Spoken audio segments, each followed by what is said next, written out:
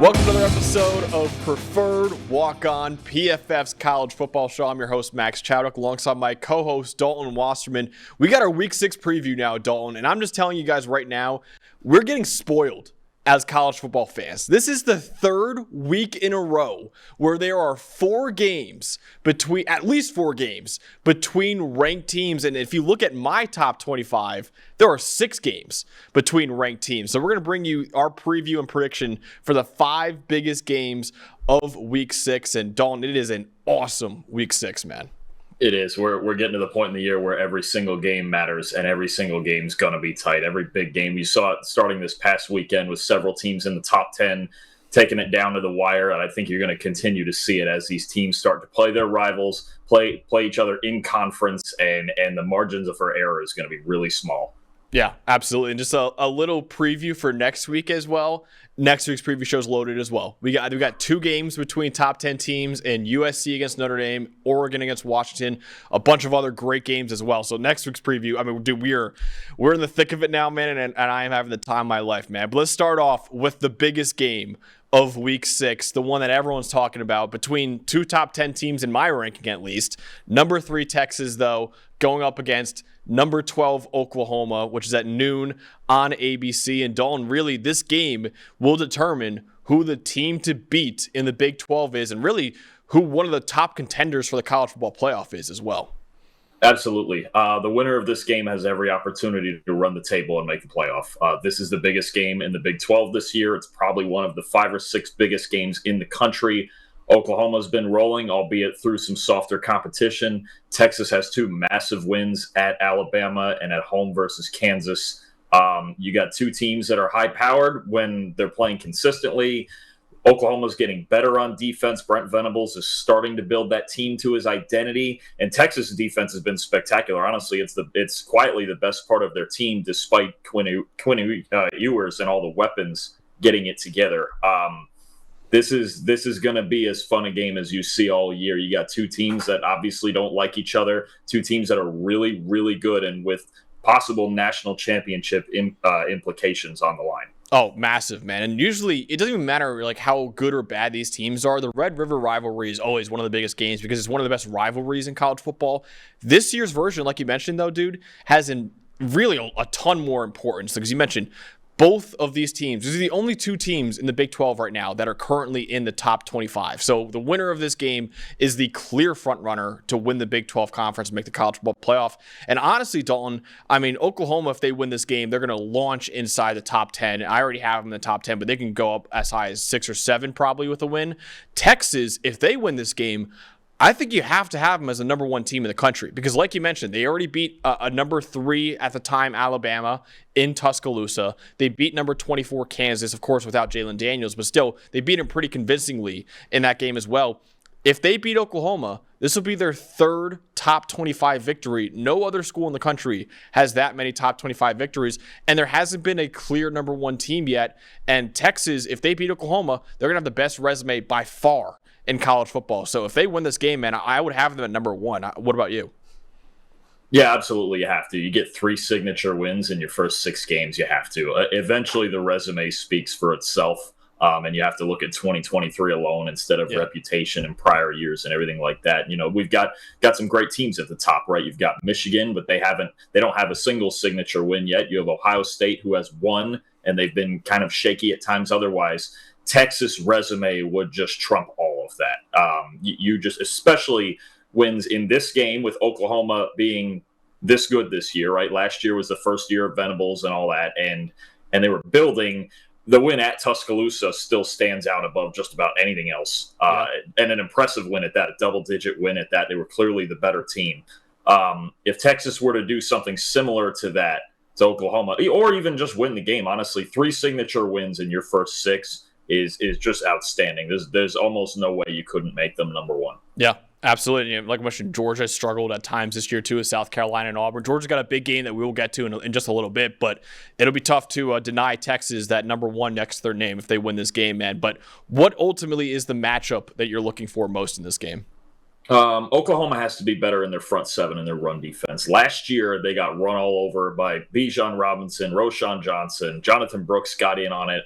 Look, Dylan Gabriel didn't play in the game last year, so it was a little unfair. Yeah. But Texas ran all over them, and the play action was just rolling. 14 for 20 for 217 yards and 2 touchdowns off of play action last year. Quinn Ewers' life was way too easy, and it starts with Oklahoma's run defense. Now, the run D grade in total looks good, but over the last 2 weeks against Cincinnati and Iowa State, just a 68.4, 79th in the country over the last 2 weeks. They still have some issues defending the run, and now Jonathan Brooks is coming off a game where he had 218 yards on 21 carries, obviously over 10 yards a carry against Kansas. He was the best player on the field. If Oklahoma can't somewhat stop the run, they have major issues with teams that run off tackle. They get outside zone, they run off tackle on them, and the play action game off of it. They could have major issues because last year they allowed Texas really to run the foundation of their offense. Run zone, run off tackle, get to action, make things easier for Ewers instead of asking him to drop back and sling the ball 40 to 45 times. If Texas has balance, they're incredibly dangerous, and Oklahoma has a lot of deep problems with off-tackle runs and crossers coming behind their linebackers off of it. They need their front seven to step up in this game to be able to stay in it. Because last year, 49-0, even without Gabriel, is a lot to step up from last year for the rest of the team. Was it the worst deficit in the history of the rivalry? I believe it was, yeah. Yeah, so you're coming. That's still a big gap to fill. And the way sometimes Venables runs his defense isn't conducive to teams, running right at them and stopping them. That's going to be priority number one, more than Ewers and Mitchell and Worthy and Whittington, all that. They need to stop Jonathan Brooks at the line of scrimmage, or they're going to have a lot of issues. Yeah, absolutely. And if they stop Jonathan Brooks, because like you mentioned before, they're actually right now Oklahoma leads the country in run defense grade, but like you mentioned, it hasn't been great in the last couple of weeks, and they've played a pretty easy schedule before this. So they kind of built that run defense grade in the easy games. But against a guy like Jonathan Brooks, man, you're going to have to bring it. So if Oklahoma does a good job stopping Jonathan Brooks, though, then all of a sudden, my biggest matchup is what Quinn Ewers is going to show up on Saturday, man. Because this guy has been a roller coaster the last couple of years as Texas' starting quarterback. In his 2 games against Alabama, which over the last 2 years has the 3rd highest graded defense in the Power 5, in those 2 games against the Crimson Tide, he has a 90.6 passing grade.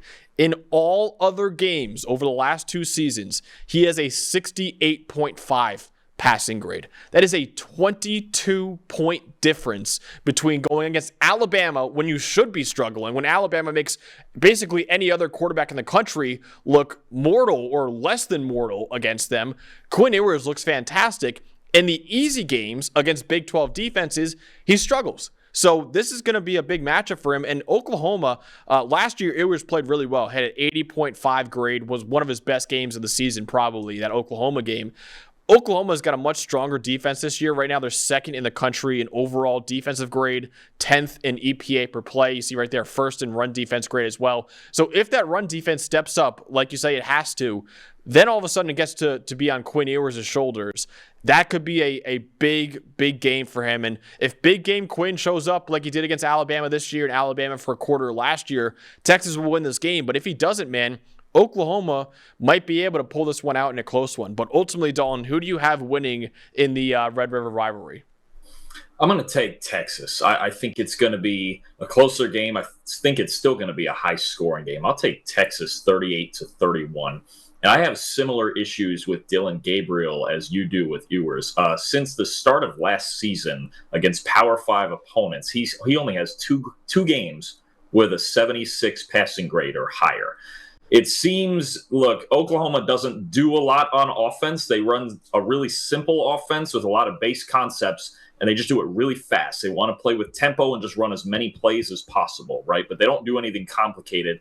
And Gabriel doesn't always elevate the rest of his team like an elite quarterback, right? Over the last 2 weeks, he's got a 64.2 passing grade. So you get into the Big 12. They played Cincinnati and Iowa State, who are not near the best teams in the Big 12. and he's got a very mediocre passing grade. He runs the offense well, but he doesn't elevate it beyond that. And schematically, it really doesn't elevate itself beyond that. And I have a hard time believing the way Texas's defense is playing and forcing turnovers that if Gabriel doesn't have probably one of the best games of his career, Oklahoma's going to have to execute at a high level everywhere else to work around that. I actually have a little more faith in, if I need one of them to step up, I have a little more faith in Ewers to step up instead of Gabriel. We've seen, Gabriel can tear up the group of five. He did it at UCF.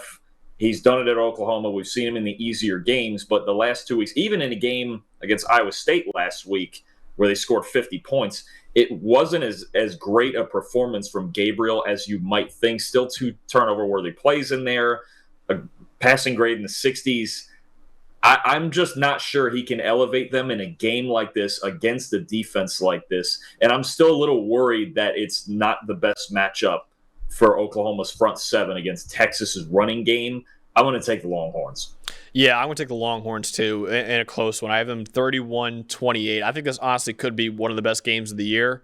But I think Texas will survive. I think it's going to be a lot better than it was last year, obviously with Gabriel playing.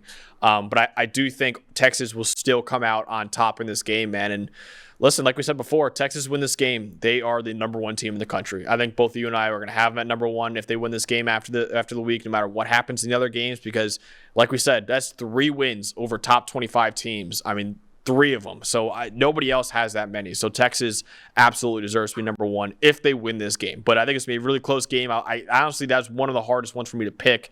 But I really like Oklahoma this year. I like what they're doing defensively. But I do think Texas, with their defense, like you mentioned, against Dylan Gabriel, and I think Ewers will do just enough, and Jonathan Brooks will do just enough.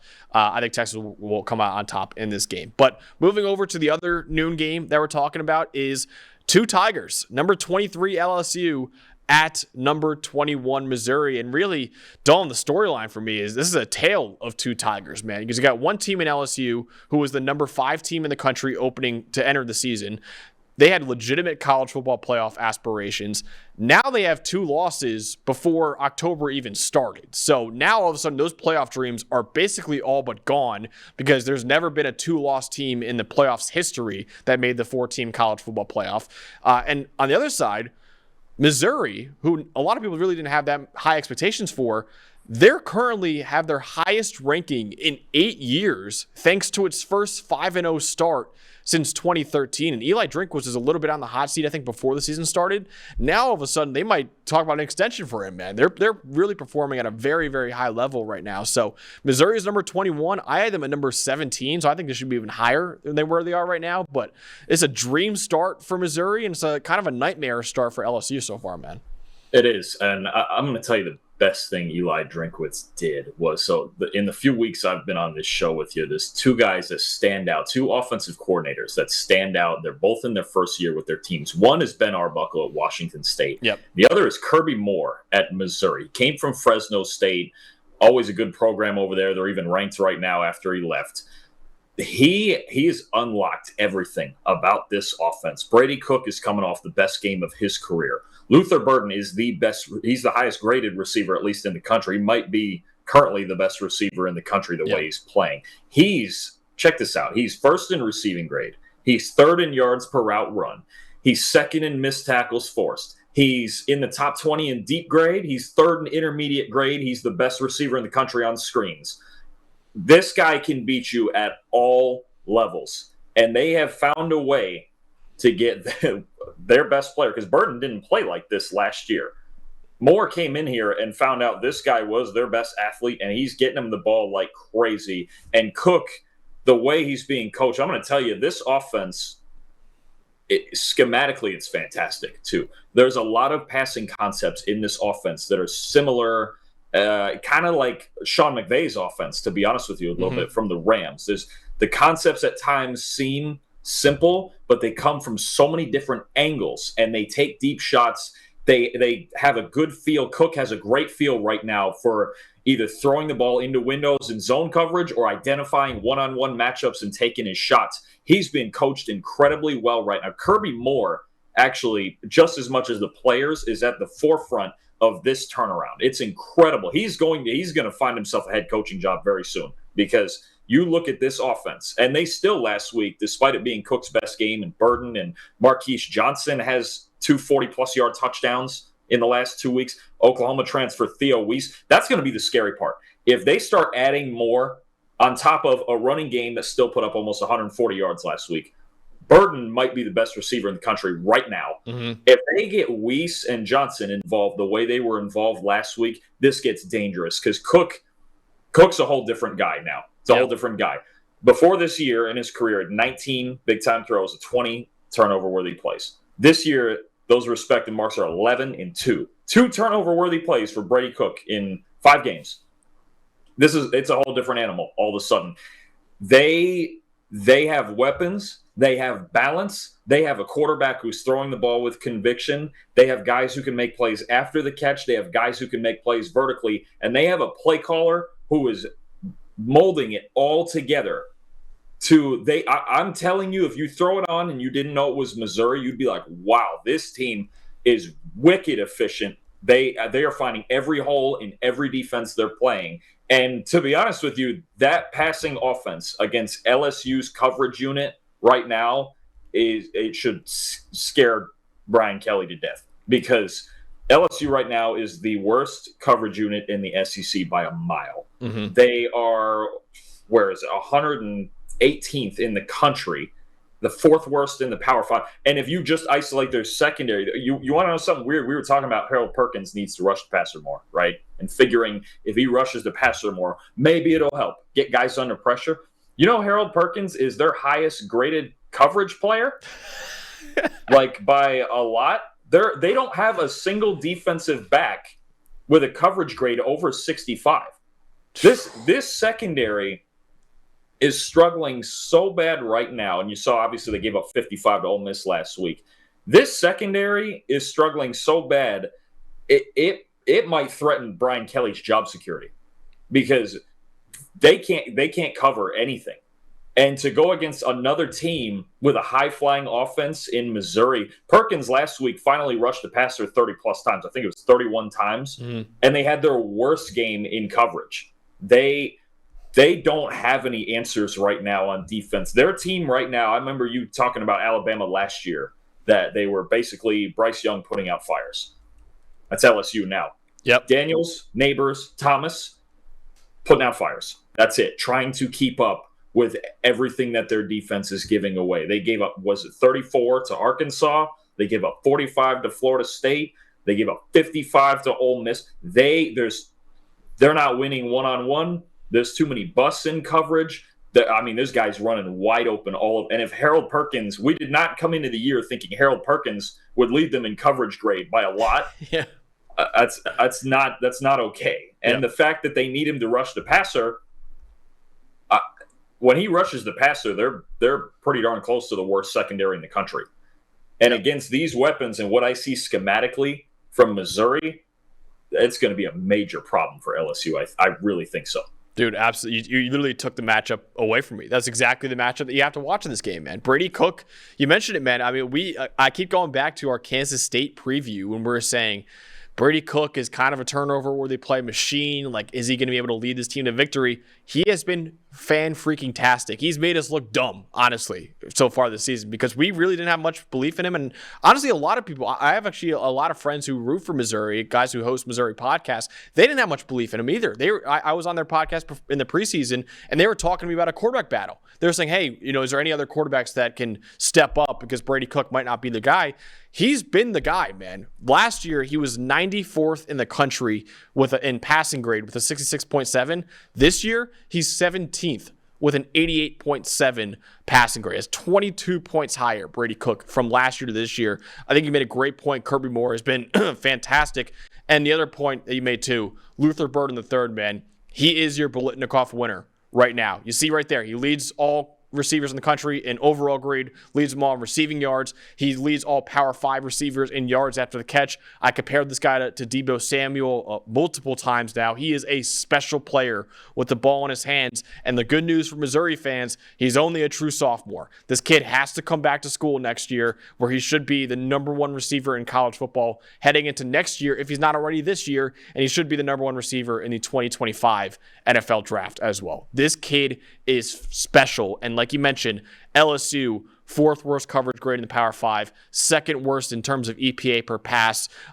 They got to get pressure. LSU does a pretty good job in pass rushing, especially when number 4, Harold Perkins, is allowed to rush the passer. 12th best pass rushing grade in Power 5. But also, Missouri is tied for 10th in pass blocking grade. The offensive line has really held up really well. Javon Foster, the left tackle there, has been one of the best tackles in college football so far this season. So it's not like, the Ole Miss game last week where Ole Miss had kind of an average offensive line because, okay, that's where LSU's defense can step up. Missouri kind of has an answer for them in a lot of ways, man. And I am scared. I'm scared for that LSU secondary. And because like you said, they are really, really struggling this year. So with all that said, Dalton, are you picking the upset? Are you picking the Missouri Tigers to take down LSU? I'm going to do it. I think, to be honest with you, I think this is even more than the Red River. I think this is actually the most fun game. Yeah. Well, we'll look back at this game and go, wow, that was fun. This game's going to be a roller coaster. Okay. LSU is going to put up points. Missouri's defense is better than theirs, but it's not elite. Daniels is the best deep passer in the country right now. Neighbors is the best deep receiver in the country right now, and Brian Thomas is somewhere in the top 10. There's going to be big plays back and forth like crazy in this game. It's gonna get nuts. Okay, unless Missouri's defense is just, they don't need to be like great in this game. It's hard to be great against Jaden Daniels, but they're better than LSU on defense too. And both teams have a reasonable amount of balance. Both teams run the ball between the tackles really, really well. Okay, but I think with the way Missouri's offense is rolling, and they're at home, and the biggest thing for me last week especially is really the last 2 weeks, they've shown that Burden is not the only weapon. Yeah. Right? If they have Burden and Weiss and Johnson going the way they've been going the last 2 weeks, they're going to be a huge, huge problem. And especially for the team that, look, this is the last week for me, for LSU to try to prove, like, okay, can you guys cover? Is the secondary going to continue to give up 40 points a game? Because if they don't, I don't know how Missouri doesn't score 38 to 40 something points on. I think Jaden Daniels, if they win this game, is going to have to be perfect. He was spectacular. He's been spectacular all year. I mean, honestly, second half against Florida State notwithstanding, he darn near led him back against Ole Miss with under a minute to go, and 2 false starts just killed him. I got nothing against Daniels and their receivers, but that feels like the only way they win this game. And if Missouri has balance and Cook keeps playing, this is a different guy. Yeah, this is a different guy. The way he's being coached, you can see it on tape. There's no jitters. There's no nothing. He is throwing every ball with the utmost conviction. I mean, ripping it into zone windows, taking chances, sometimes you just give your best athletes a chance, fade balls and one-on-one matchups and tight coverage. He's throwing every type of ball into every type of coverage. It's a different guy. So I think it's going to be a shootout. It's going to be a lot of fun. I'm going to take Missouri 45-41 in a high, whatever the over is, take it. I love it, man. And yeah, that's a great point you made, man, because you look at last week, Ole Miss, Trey Harris had 150 yards, Jordan Watkins had 100 yards. Like, it wasn't like LSU's defense can focus in on one receiver. And that's ultimately was their undoing, and why Ole Miss put up 55 points on LSU was because they had a multitude of receivers that Jackson Dart could throw to.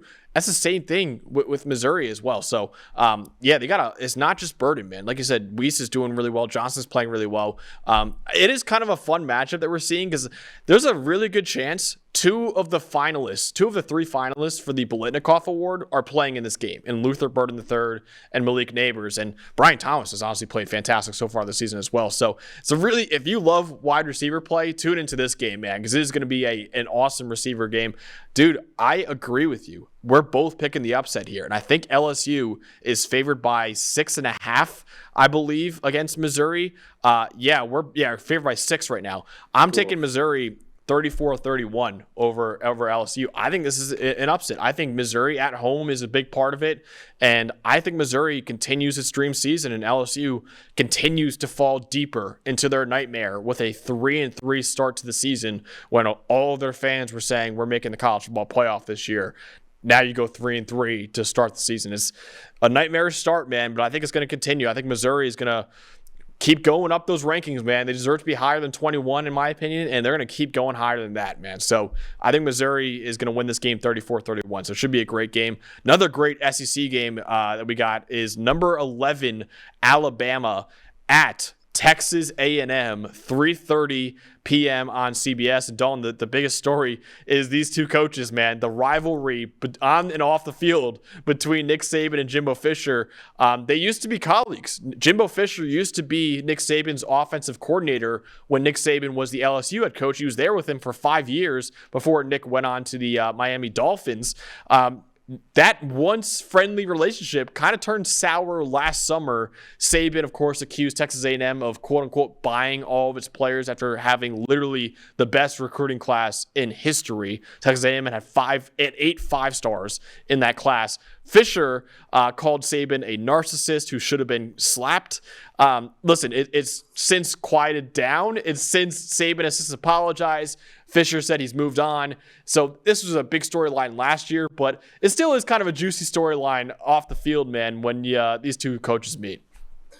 Well, anytime you're trying to involve someone getting slapped, yeah, it's juicy. That's something. But no, really, I mean, they can't even dodge each other in the off season anymore. No. I mean, this is how heavily. I mean, you know, with the way there's no rules on the recruiting grounds anymore, and the portal and NIL and all this stuff, you're going to see coaches fighting for this even more than they used to. It used to just be about prestige and getting kids in their hometown and all that. Now it's about who's paying all the money and who's doing the portal. And, you know, you see everybody ripping Dion for building this team through the portal. I mean, look, a team is a team. Whatever you put on the field is what you have.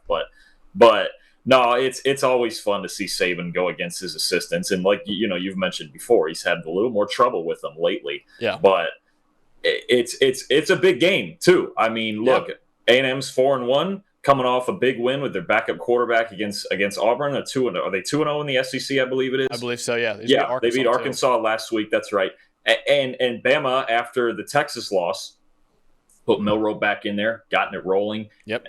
Bama's found a formula. Okay, This game to me is a fun like tape watch game because you've got two teams that kind of counterpunch each other well. This is going to be a fun one because you've got last week against Arkansas, A&M blitzed KJ Jefferson on 2/3 of his dropbacks. All right, like 67%. It was like right at 2/3. Huge problems. It was a difference in the game, honestly, was when they blitzed KJ Jefferson, he had no answer. Now, we've been over Alabama's struggles blocking the blitz and Milroe getting the ball out against it. Now, the overall is better the last 2 weeks against it because really what he's doing now when he gets blitzed, he's taking off running. Yeah, which is fine. I mean, he's the best athlete on the field. That's cool. But I expect A&M to stay on the gas the same way they did against Arkansas. I would expect them to come out the same way and give Alabama's front every possible look they can to disturb Milroe. Okay. On the other side, you got something really interesting happening because you had Connor Wegman was playing well, albeit against the softer competition, and he gets hurt. He gets hurt against Auburn. But both of their quarterbacks, him and Max Johnson, for the season are grading above a 92. A&M is the second best. They have the second best passing grade in the country behind Miami right now. And you're talking about a team with Johnson who hasn't missed a beat. And to be honest with you, to me, Wegman's biggest asset is his mobility, but they didn't really use it a ton. They let him scramble, but they didn't use it a lot. Max Johnson, looking at it, might fit what Jimbo wants to do better in his offense. He wants to stand back there like Jameis Winston used to and throw the ball well downfield, right? Texas A&M right now is the second best team in the Power 5 behind Colorado on 10-plus yard throws, okay? Max Johnson's the last 2 weeks, I mean, he's zinging them down the field. He's got an absolute cannon, just like his dad Brad Johnson. Absolute cannon. He doesn't move a ton. He can pick you up 5 or 6 yards if he really, really needs to, but he's going to stand back there and sling it down the field. Now, counterpunch, Alabama is, first of all, they're the best coverage team in the country. And why? Because they're the best coverage team in the country against 10-plus yard throws. They don't allow you to get downfield. Ole Miss did not complete a deep ball on them. Will Rogers last week couldn't get anywhere on them. They don't give up big plays. The Texas game was the only game where they gave up a couple, and we already know how Quinn Ewers is against Alabama. So they have figured out that their Alabama secondary is the ultimate test for, I believe Wegman's going to be outright. It's going to be Max Johnson again. Yeah, Wegman's done for the season, yeah. Oh, he's done for the year. Wow. Yeah. Well, which is unfortunate, but to be honest with you, when you watch him the last 2 weeks with Johnson, he might fit their offense better. Jimbo still has a little bit of like the Florida State offense. He really hasn't updated it that much. It's drop back. It's making full field reads. It expects a lot of the quarterback and needs time in the pocket. Johnson, he reminds me even a little of Tyler Van Dyke, where it's like if he has time back there, if you give him time, he's gonna hurt you. He has got an absolute cannon, and he's not afraid to throw the ball down the field. But Alabama's secondary is the counterpunch. I really think this is a great game to watch between two teams who counter each other's quarterbacks very, very well. And obviously there's other factors that go into winning games, but for these two teams, especially Alabama, figuring out how to get Milroe going is big. And Johnson, now this will be his third game. He didn't start against Auburn, but he came in, I think, prior to or right after halftime. He's looked really, really, really good, but he hasn't seen a coverage unit like this. Yeah. No, he hasn't, man. That's a great point that you made because, A&M does blitz at a high rate in the past couple of weeks, and that's kind of the formula for Alabama. Like you mentioned, they are doing better against it, but that's kind of the formula you want to be running it with the Crimson Tide, so that's going to be a great matchup. And then on the other side, you mentioned it. I mean, I thought when Wegman went down, I was like, okay, I was really high in A&M because of Wegman, who I think can still be one of the top quarterbacks in next year's draft. Max Johnson, right now, like you said, 92.2 passing grade. That's fourth among all quarterbacks in the country right now, man. And he has a great receiving core to throw to as well. 79.3 receiving grade. You got Evan Stewart, who I mentioned, Luther Burden's probably the number one receiver in next year's draft. Evan Stewart's probably number two, man. He's a stud receiver A&M's got. Anaya Smith has played really well as well. The other thing that I think Alabama can take advantage of, though, is you see right there, Texas A&M is 103rd in pass blocking grade. They have not done a very good job of protecting Wegman and Max Johnson. Dallas Turner has really put all those tools together so far this season. Before, he was kind of a high ceiling guy who hasn't really put it together, in my opinion. This year he has. And this year he's showing why he should be a first-round pick in this upcoming NFL draft.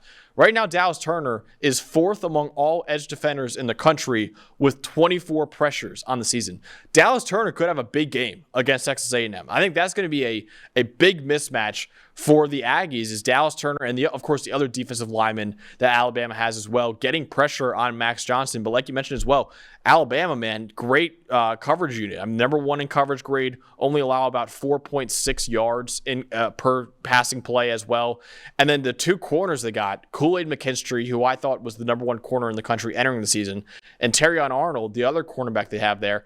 They're two of the Power Five's 10 highest graded cornerbacks so far this season. They're the only duo to be in the top 10 of the Power Five. So they have two stud corners. And like I mentioned, Texas A&M has two stud receivers in Evan Stewart and Anaya Smith. So that matchup that you'll see with those two is going to be a lot of fun. So it should be, again, they match up really well, both teams with each other. So it should be a really, really interesting game.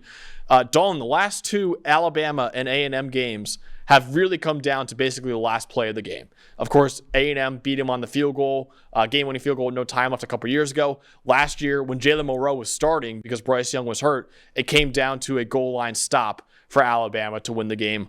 Who do you think comes out on top this year, and do you think it will be another classic game that we get? I do. I think it's going to go down to the wire. As far as predicting any crazy endings or anything like that, these two teams are. It's been going back at least a decade, but and it's always tough to win at A&M, no matter how good or bad they are, right? I think the Crimson Tide are going to pull it out. I think they're starting to find a rhythm. I think their defense is really played to Saban's identity, his background in the secondary and everything like that. Dallas Turner, I think you make a really good point on him because I think it's widely assumed he's going to be a first-round pick. This is the type of game that could make you a top 10 pick. Yeah. Okay, you go into A&M as your team's best pass rusher against a quarterback who you really need to get pressure on in big moments, and you perform. He puts up something like 2 or 3 sacks in this game, you're going to talk about him being in the top 10 or 12 in the draft. So it's a big game. It's a big game all the way around, right? The SEC West is still kind of open. Almost everybody's got a loss now. A&M is undefeated. Bama's undefeated in the SEC West, at least. This is a huge game. I mean, you can see this is kind of a driver's seat game with LSU losing to Ole Miss. So I think Alabama's defense is going to be the difference in this game, right? Auburn can play, Arkansas can play, but Max Johnson hasn't seen this. And it's just Bama, they're finding their identity. I think so. Now, could they find some struggles against the blitz and Milroe having to improvise a lot and all that? Sure. But I just think they're finding it. I think they are starting to get in a groove. And if they get in a groove, like if they win this game, look out. Yeah. Because LSU doesn't have a ton of answers, especially on defense. They've already beaten Ole Miss. If you get this Alabama team in a groove and they beat LSU and they get all the way to SEC title game and it's like, oh, wait, Alabama's back to being Alabama. I thought they lost to Texas in the thing in USF and all that. This is a big breaking point, I think, here for Alabama. If they can break through this game at A&M, I'm going to take them 27-24. It's going to be tight. A&M's got talent. A&M can really throw the ball. This is just as big a test for Alabama's secondary as Texas was. A&M can really get down the field, and they can really. I'm for A&M's sake, I'm hoping they come in with the same. If they come in with the same game plan they did against Arkansas, which is the exact opposite of what Ole Miss did against Bama, by not blitzing them at all. Yeah. If they come in and they stay aggressive like they did against Arkansas, they're going to give themselves a fighting chance. Because Milroe, he's not giving the ball away against the blitz the last couple weeks, but he is taking off running.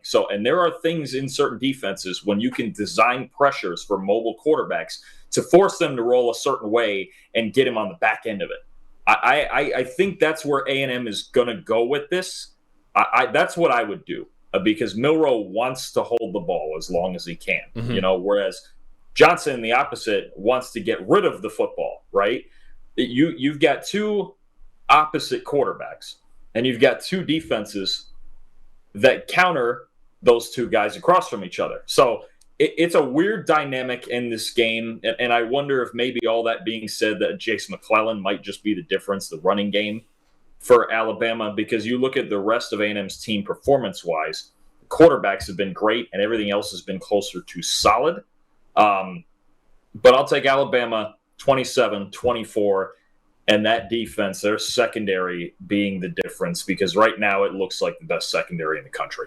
It absolutely does, man. It absolutely does. Like I mentioned, that cornerback duo they have is legit. But it's a great matchup. This is a great matchup where you got kind of strength on strength almost across the board in this game. So I'm excited to watch this game. I think it's going to be another great game. I agree with you, though. I think Alabama will come out on top. I have them winning 27-21, so almost the exact same score that you had. But, yeah, man, I think Alabama, they continue its rebound from the loss to Texas about a month ago.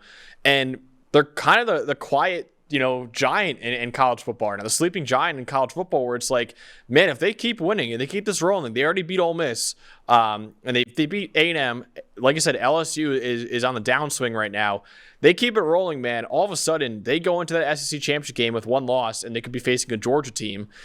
That could be a pseudo playoff game in itself, where it's like the winner of that game moves on to the college football playoff. So I think after the Texas game, we even were guilty of this as well, where we were saying it's over. Like after the USF game, especially, we're like, I don't know how they fix this, but they fixed it, and they're looking pretty good right now. So I think Alabama's going to win this game and continue its rebound, man. And the Nick Saban revenge tour is going to continue through College Station, man. So it should be a lot of fun. The last SEC game that we're talking about in this is number 20 Kentucky at number 1 Georgia, which is at 7 p.m. Eastern time on ESPN. And the big storyline, honestly, Dalton, is whether or not Georgia is the number 1 team in the country. Yeah, we've already had a debate about this. There's debates about it going on everywhere. That they don't. The eye test tells you they don't look like it, but they're still fundamentally sound. They play good defense, and they're piecing it together on offense. That's, I think, the most concerning part. Is Carson Beck has been decent. He's been doing what the coaches tell him. Only 3 big time throws so far. Their offense is basically get first downs until we can pop something off with Brock Bowers, which, when you have the best tight end and maybe the best non-quarterback in the country, is a decent plan a lot of weeks. I think Georgia's definitely benefited from not having to play any elite teams so far. This is the best team they're going to play, but they don't look like the best team in the country, but they're getting it done. They're still getting the wins. So there's a funky dynamic here where if you were to look at 2023 alone, take out the 2 trophies and the reputation, where you wouldn't put them at number 1. I had them at number 4 earlier in the week. I've seen a few other top 10s where they're not number 1, and I think it's totally reasonable based on the lack of resume, and with the lack of resume, not blowing some of these teams out. A struggle for a round and a half with UAB.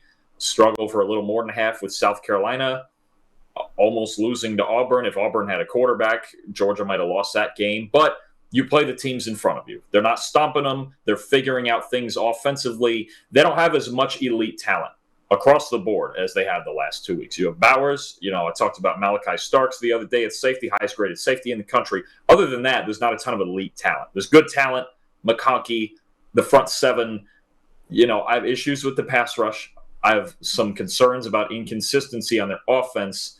But if they were to go out then and turn around and really beat up on a team like Kentucky at home, then you start having different conversations. Yeah, absolutely. And like you mentioned, man, I currently still have them at number 1. You have them at number 4. I've seen people have them at number 7 or 8. Like it really is wide open right now. So wherever you have Georgia, I think is fair, honestly, because as the reigning back-to-back champs, they deserve the right to enter the season as number 1. But like you mentioned, they have not shown through 5 games that they are the best team in the country. They struggled with South Carolina. They struggled with Auburn. They trailed in the second half of both of those games. And South Carolina and Auburn are 2 teams that are outside the top 45 of PFF's power rankings that you can find at pff.com. Now you face a Kentucky team that, yes, is number 20 in the country. So this is the first ranked game for Georgia so far this season. But in PFF's power rankings, Kentucky is number 14 in the country in our power rankings. So this is a quality Kentucky team that you're playing. And yeah, this is a big prove it time for Georgia, because if they struggle to another victory, it won't be as bad as say the Auburn or the South Carolina ones.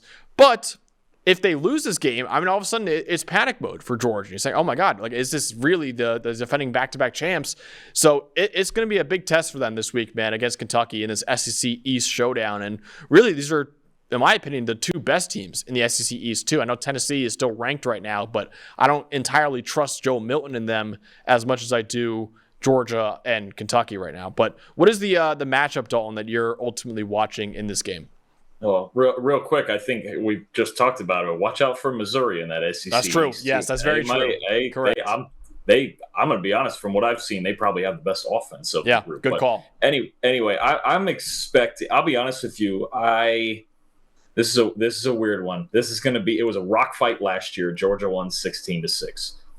I'm expecting another rock fight, and my problem is digging in on last year's game and digging in on this year's Kentucky tape. And I actually had the opportunity to grade them against Eastern Kentucky, which doesn't sound like a big deal, but through about 2.5 quarters, I was not impressed with their offense at all. It took them a long time, even against a team like an Eastern Kentucky, to pick it up. Now, last week, Ray Davis just mowed the Gators down. Yeah. Okay. He's going to need to be superhuman in this game. Yep. All right. They didn't block the Gators all that well. It was really more a factor of Davis just being Superman. Just broke, I think, 11 tackles on the day, which is nuts. And the Gators took a lot of terrible angles when fitting their run game. It was just bad angles and missed tackles. The Gators coaches are probably going to look at that film and then they're going to need a shot or two. But my problem with Kentucky, and it's very much they went into the game last year like this. I know how they can stay in the game. Play defense. They sat back and very soft. Look, Brock Bowers last year, he only had 2 catches for 10 yards on him. They played deep zones. They sat back, often bringing only 3-man rushes, cover 4, sit back and keep ourselves in this game, right? I know that they know how to keep themselves in the game. I don't know what their plan is to win the game. Mm-hmm. Devin Leary, I just don't know. It's not enough. You're not going to beat Georgia like last week throwing the ball. They threw the ball for 80 or 85 yards on Florida. You're not beating Georgia like that. No. You're just not. You very rarely beat Georgia running the ball. If you look at, so Auburn got off running the ball a little bit. But if you look at how you run the ball on Georgia, it's quarterbacks. In 4 of their 5 games, the opposing team's leading rusher was the quarterback. They have yet to allow a running back to rush for 60 yards on them this year. So that's really the read option dynamic, the design quarterback run dynamic is non-existent in Kentucky's offense.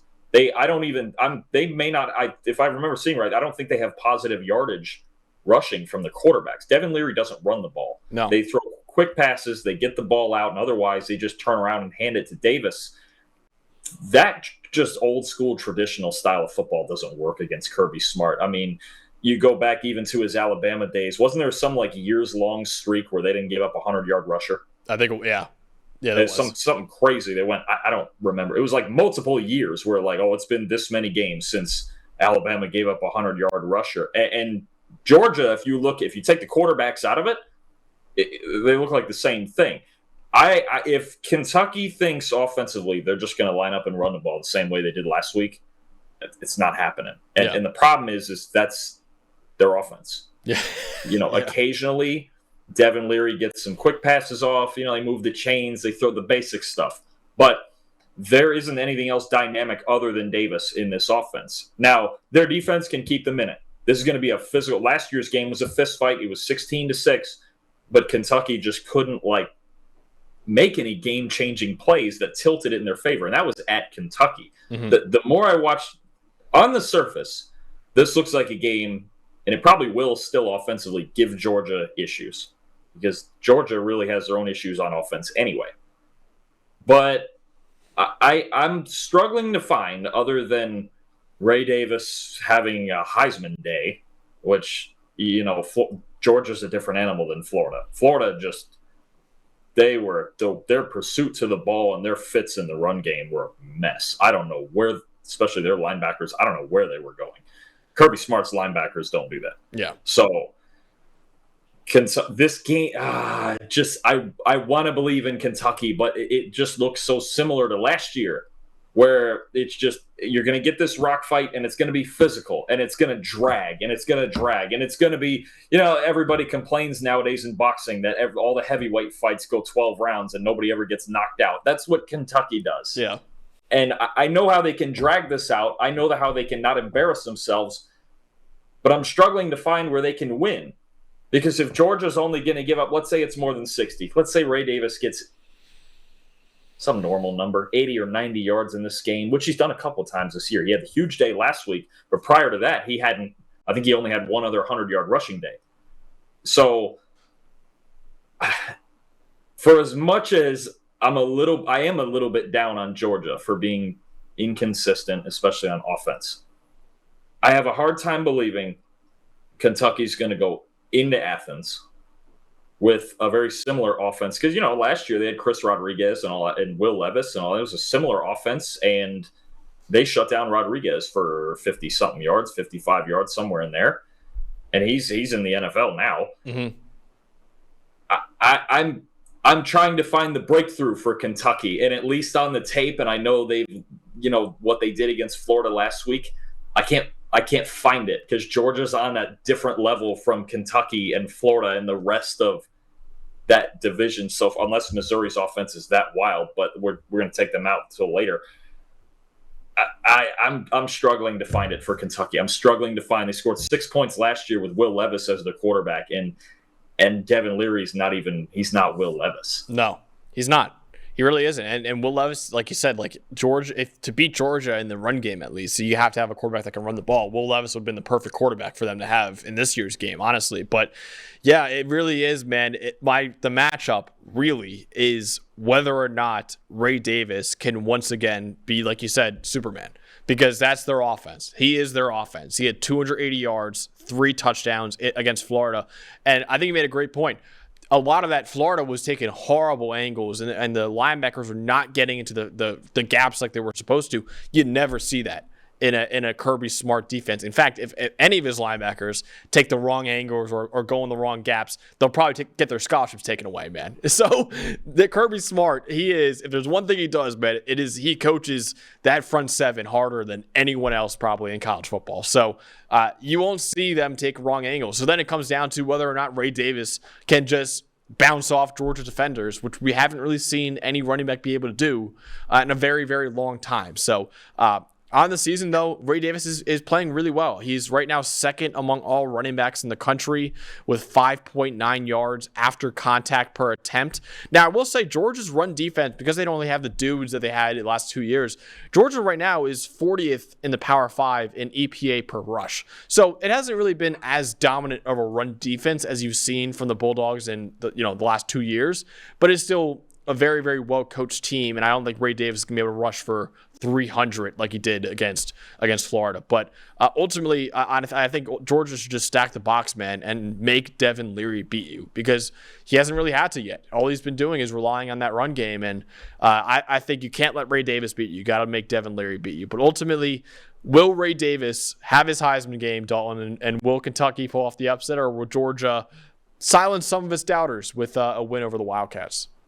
I think Georgia's going to silence us for a little bit. Now if they go and win this game 16-6 like they did last year, maybe not. I'm going to take them. It's in Athens. I'm going to take them a little better than that. I'm going to take them 23-6. Okay. I think they'll find enough.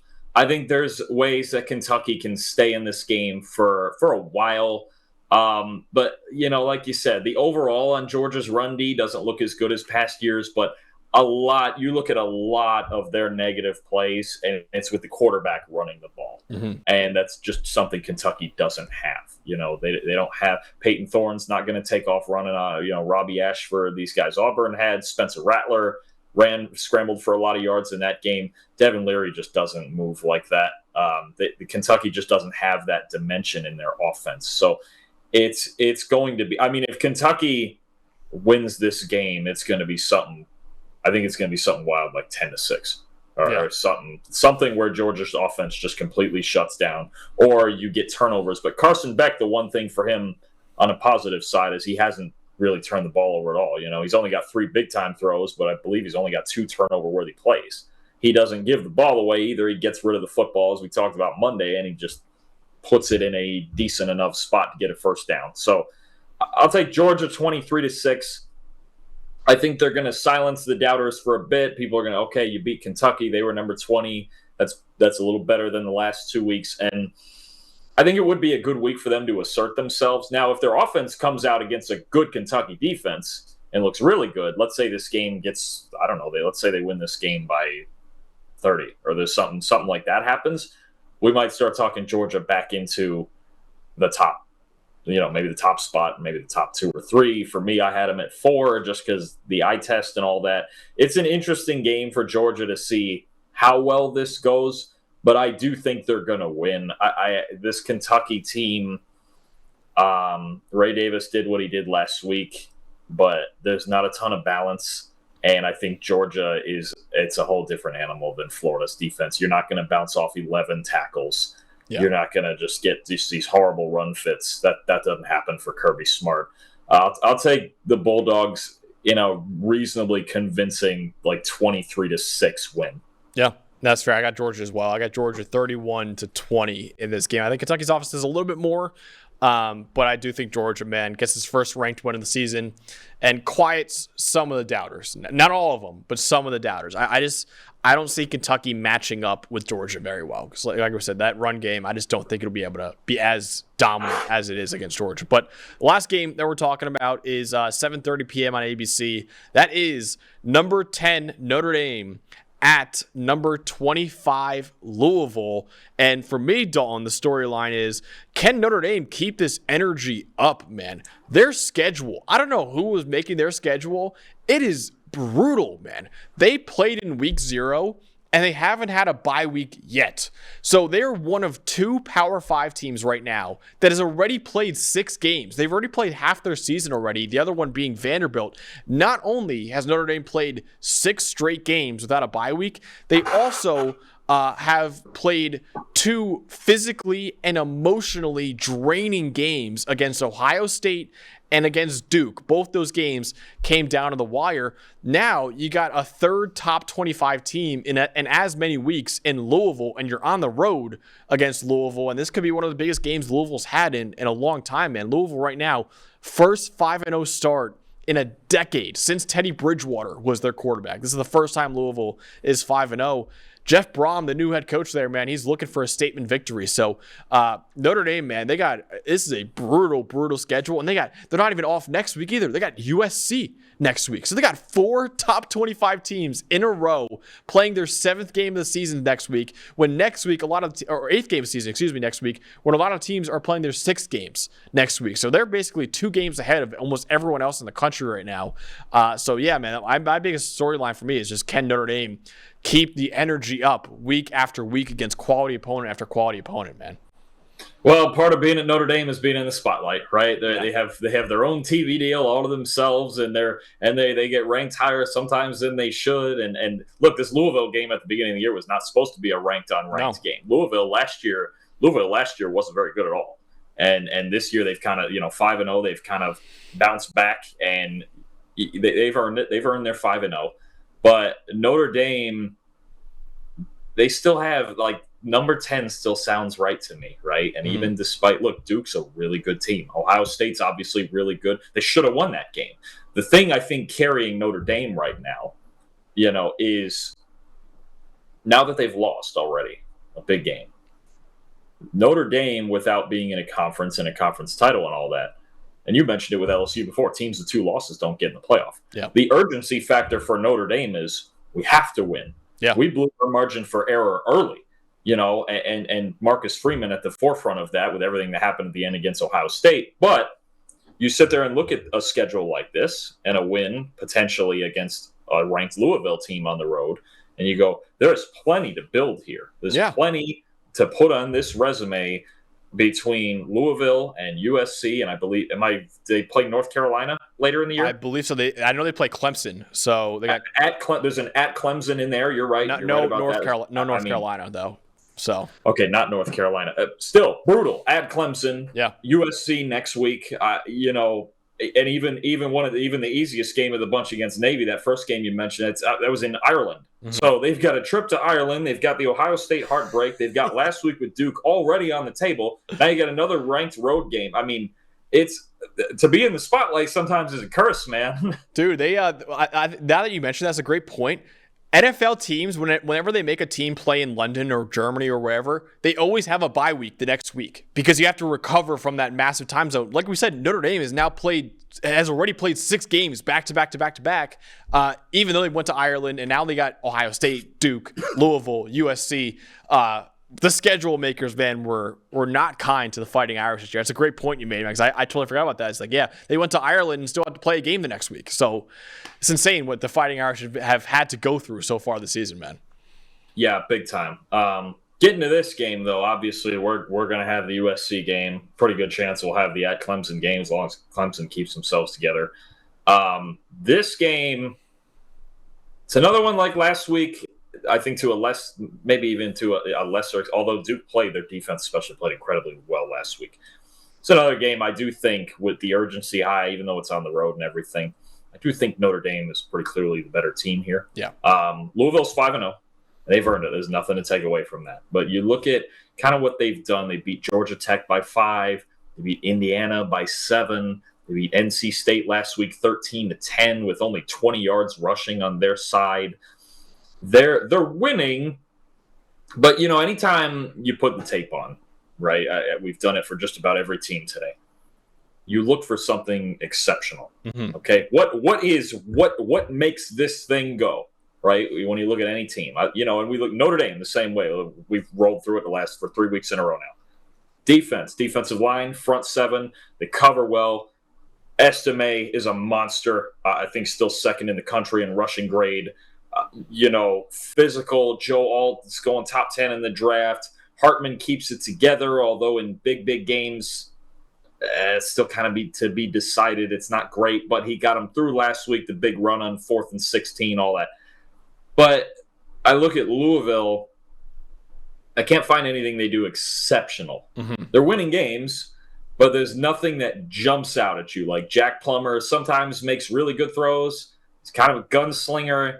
Under pressure, it's a mess. He's at 88.2 passing grade when clean, and just over 35 when pressured. Like off platform, Jack Plummer doesn't throw the best balls. He's really got to be kept clean. My first concern, if I'm Louisville, is how do we block these two guys in the middle? Yeah, between Howard Cross and Riley Mills. They're 2 of the 10 best pass rushing D tackles in the country. That's the first thing, because the first thing for Louisville is keeping Jack Plummer protected so he can step into these throws, because he gets a little bit shaky when the heat is on. Mm-hmm. He's throwing off his back foot, throwing off platform, and he doesn't have the arm talent to make throws like that. When we talk about Williams and Sanders and Penix and some of these guys who have freak arm talent who can do those things, Jack Plummer's not one of those guys. Now, he's a gunslinger. He can throw the ball down the field for sure. He's got 11 big-time throws on the year. He's also got 6 interceptions. So he takes his chances. Last week, NC State, like I said, Louisville only ran for 20 yards. When you can't run the ball like on an NC State or some of these other teams, I'm not sure how I can expect you to run the ball against Notre Dame, right? Duke last week, Riley Leonard took off running. Jack Plummer's not Riley Leonard. Yeah. So I'm digging through the tape and I'm going, this is a solid team. This is a team, that's a little bit better than Georgia Tech and NC State, and they're probably something like an 8-win team, But the problem, if I think you're an 8-win team and you're already 5-0, there's always a team or two. Kansas, this happened to last year. They get the reality check, and I have a feeling Louisville's the team this week. That Notre Dame.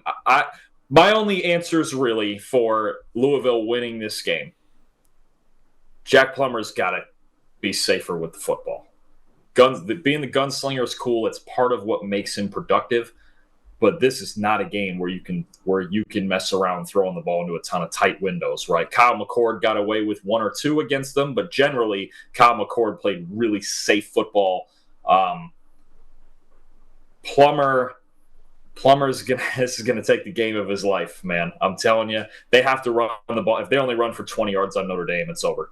Yeah. And I think one bit of hope is their pass rush. It's not a deep pass rush, but when you look at their 2 edge guys, Ashton Gelati leads the nation in pressures right now, and Stephen Herron is in the top 15 in pressures. Mm-hmm. It's not a deep pass rush, but those 2 guys out there, we've talked about Hartman under pressure too. You get to Hartman, you've got a similar dynamic as Plummer, where he doesn't have the most arm talent on the planet. He's not going to make off-platform throws. That's really Louisville's one hope, I think, is they got to drag this game out a little bit. They can't have turnovers, and the problem with the pass rush and only having 2 guys really that rush the passer like that, you've got Alton Fisher on the other side.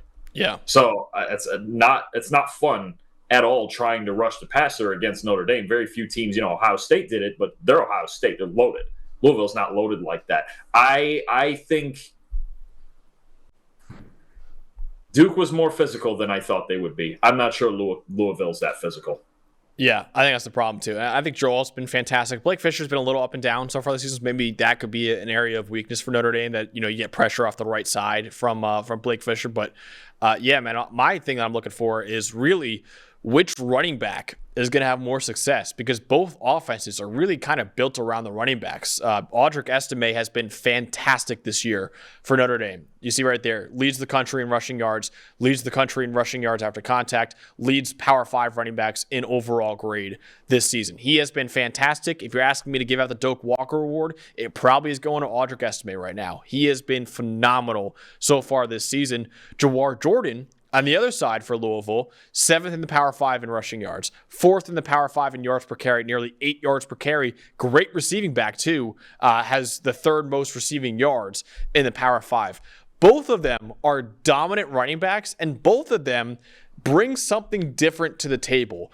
Audric Estime is a 227-pound back. He is a bruiser, man. He is like kind of like Jerome Bettis went to Notre Dame all the way back in the day in the 90s. Not comparing him to the bus, but he's kind of like that, where it's just like you hand him the ball, A gap, B gap. He is bouncing off tacklers. He's going to grind out yards the hard way, and he's made a living doing that. Jawar Jordan on the other side is 185 pounds. He is 40 pounds lighter than Audric Estime, and he wins by getting out in space, quickness, agility, explosiveness. So 2 really dominant running backs, and I think Jordan might be able to have a little bit more success even with the 2 great defensive tackles that Notre Dame has because they're going to get him out on the edge more rather than, if it was an Audric Estime type back going up against those 2 D tackles, I'd say, okay, that's probably not going to work too well for you. But Jordan, I think, is going to be able to get out in space. But both teams as well have done a really good job of stopping the run. Notre Dame right now, 5th in the Power 5 with a 90.3 run defense grade.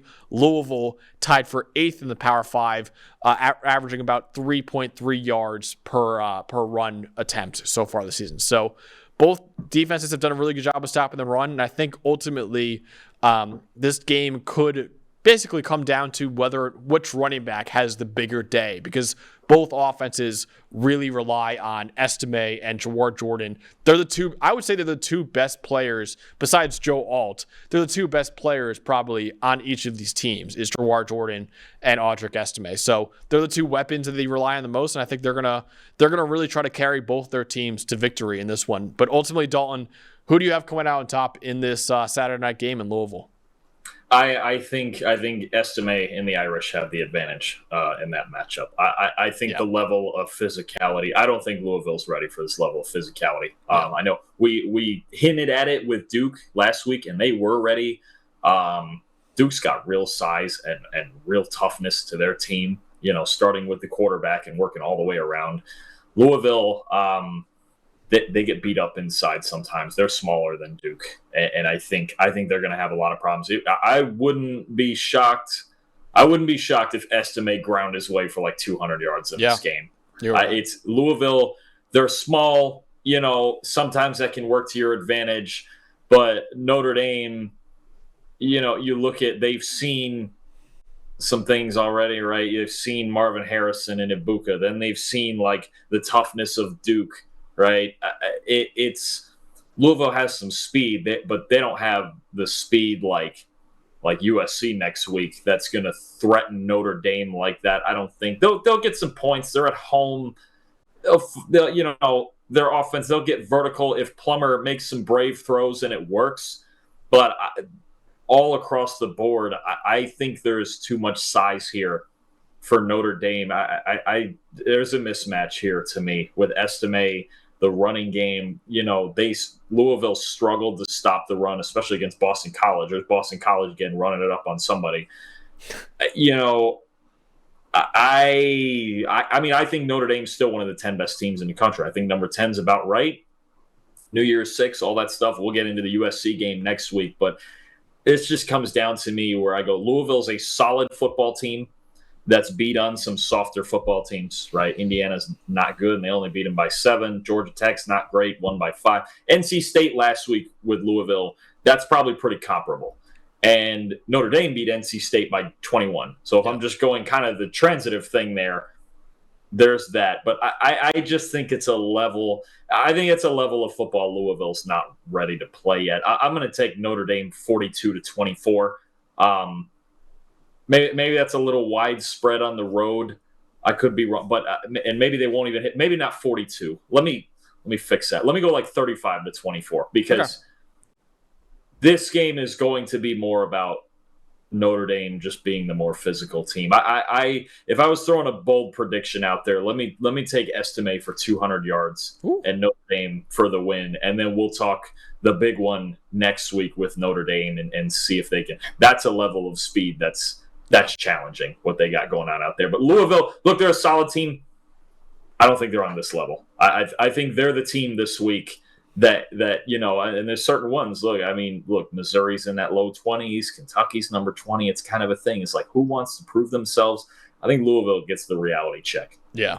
I agree, man. I got Notre Dame. I got in a little bit closer. I have 31-24. But like you said, man, Notre Dame, the way they win games is basically by trying to make you scream uncle, basically. So they're going to out-physical you as much as they can, man. And I think the Fighting Irish, this is kind of a mismatch. I don't think Louisville, like you said, can match them physically. So it's going to be a tough game. And, Notre Dame next week, that USC run defense, how vulnerable it is. They're going to – Aldrich Espen might have another huge day against USC, man. So it's going to be that – again, I can't wait to preview that game, man. But this is what we got for our Week 6 preview, man. 4 ranked games, another one with Alabama and A&M. I want to shout out a couple other games, too, that we didn't get to. Ohio State playing Maryland, who I have as a top 20 team in the country. That should be a lot of fun. And then also Washington State playing UCLA. Unfortunately, it's on the Pac-12 network, so nobody's going to be able to watch it. But speaking of Washington State, we actually just dropped an interview with Washington State quarterback Cameron Ward that you could check out as well. So go check out our interview with Cameron Ward. But that's what we got, man. It's going to be an awesome Week 6 of college football. Totally. And I'll tell you, you mentioned that Washington State UCLA game. I was almost begging you to get it on this show, but we were sticking to 5 this week. That's a fun one to me. That with Cam Ward and all the weapons against USC's pass rush, Leatu Latu and that whole gang. That I'll tell you, if you're one of the 12 people that does have the Pac-12 network, go ahead and watch that. That's going to be the low-key primetime game of the week. Washington State, I mentioned Ben Arbuckle earlier when we were talking about, offensive coordinators. Hey, he's an elite play caller. Yeah. I'm telling you, he has got – those are two – them and Missouri are my 2 offenses I'm watching. They're just really fun to watch. Schematically, they've unlocked this talent. Cam Ward now in the last couple weeks, one of the best QBs in the country in a loaded Pac-12. It's just a million quarterbacks in the Pac-12. But that Washington State-UCLA game is going to be one to keep track of. And it would be a big win for Washington State. Are they up to number 13 it is now in the country? Yeah, 13. Look, UCLA is still a good team. I know what happened at Utah happened, but that's a really good team. If Washington State wins that game, and I think it's at UCLA, I want to say, that's a massive, massive win. And to be honest with you, we start talking about them like, you know what? They could keep up with those big 3 because their offense. I'm telling you, tune in to Cam Ward and everything they got going on over there, man. I'm telling you. Yeah, absolutely. Tune into our interview with Cam Ward, too. As good as he is on the field, man, he is awesome on the mic, too. I actually asked him, I was like, man, what's what makes you different from other quarterbacks in the country? And he is like, my motivation is that I have hatred for all the coaches that told me they were going to offer me coming out of high school and didn't offer me coming out of high school. So he has some hate in his heart, man. I got fired up through the interview. He was a great kid as well, man. Awesome story, dude. He only had 2 FCS offers coming out of high school, 0-star recruit. Nobody rated him coming out of high school. And he went to Incarnate Word for a couple of years. Now he's at Washington State, and now he's probably going to be an NFL draft pick this year. And he's right now one of the top 15 Heisman candidates, according to every sports book right now. So he's an awesome kid. Check out the interview with him. He's got a big game in the Rose Bowl this week, man, against UCLA. That's going to be a great game. Maryland, Ohio State's going to be a great game, too. My Terrapins, I'm really high on them. Hopefully they make that a game. But yeah, man, it should be an awesome Week 6 of college football. So we appreciate you guys watching. We have another video coming out after the games are over next week. Don't know quite what we'll be doing yet. We did a top 10 teams this week. We'll hopefully be doing something along those lines next week as well. But that's what we got, man. For Dalton Wasserman, for producer Eli back there, the GOAT, I'm Max Chadwick, and we'll see you guys next time.